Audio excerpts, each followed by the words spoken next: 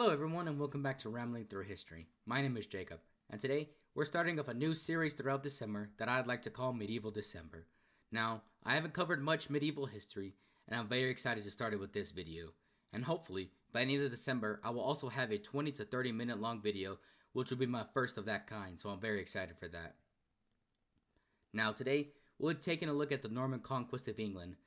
Now, we're not going to be going into great detail into the battles or the politics, but we're going to go over a lot of the details, the basic details, to give you a general history of how the invasion began many years before it even happened, the politics of it, and the battle, and then finally the after effects of what William changed about England.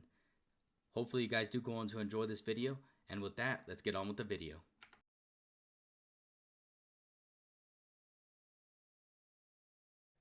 The Conquest was the final act of a complicated drama that had begun years earlier, in the reign of Edward the Confessor, last king of the Anglo-Saxon royal line. Edward, who had almost certainly designated William as his successor in 1051, was involved in a childless marriage and used his lack of the heir as diplomatic tool, promising the throne to different parties throughout his reign, including Harold Godwinson, later Harold II, the powerful Earl of Wessex. The exiled Tosig, who was Harold's brother, and Harald III Haraldred, King of Norway, also had designs on the throne and threatened invasion.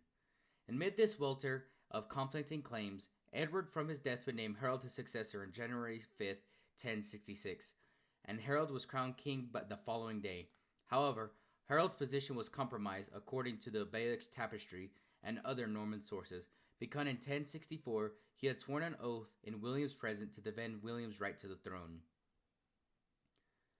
From almost the beginning of his reign, Harold faced challenges to his authority. Tosig began raiding the southern and eastern coast of England in May, eventually joining forces with Harold III. Harold was able to keep his militia on guard throughout the summer, but it was dismissed early in September.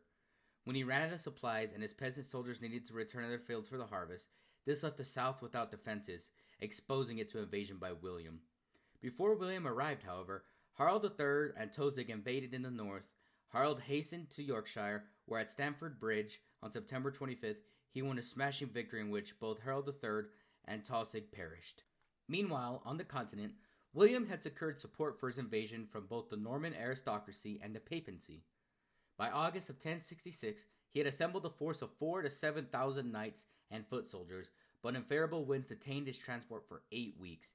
But finally, on September 27th, while Harold was occupied in the north, the winds changed and William crossed the channel immediately, landing at Pevensey on September 28th.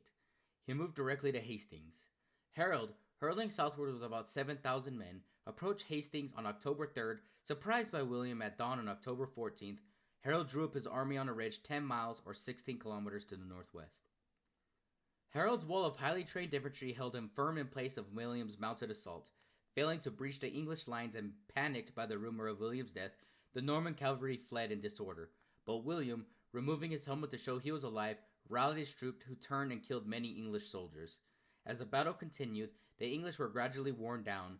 Late in the afternoon, Harold was killed by an arrow in the eye, according to the Bayeux Tapestry, and by nightfall the remaining English had scattered and fled.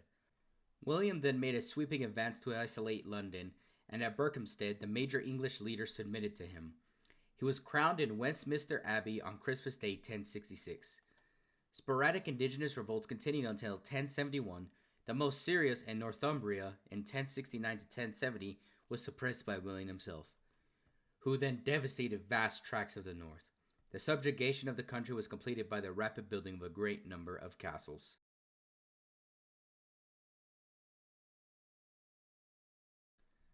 The extent and desirability of changes brought about the conquest had been long disputed by historians. Certainly, in political terms, William's victory destroyed English links with Scandinavia, bringing the country instead in close contact with the continent, especially France. Inside England, the most radical change was the introduction of land tenure and military service. While tenure of land in return for services had existed in England before the conquest, William revolutionized the upper ranks of English society by dividing the country among 180 Norman tenants-in-chief and innumerable Mency intermediate tenants, all holding their fiefs by knight service.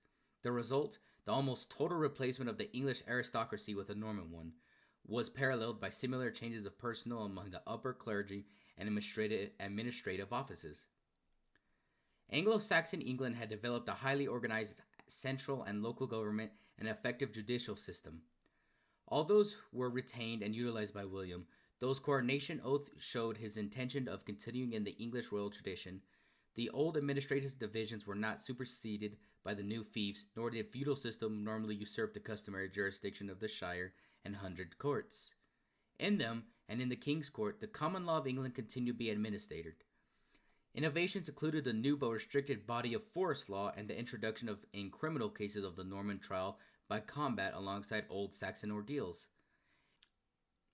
Increasing use was made of the inquest procedure, the sworn testimony of neighbors, both for administrative purposes and in judicial cases. A major change was William's removal of extrajudicial cases from secular courts, which allowed the subsequent introduction into England of then rapidly growing canon law. William also transformed the structure and character of the church in England. He replaced all Anglo-Saxon bishops except Wulfstan of Dorchester with Norman bishops.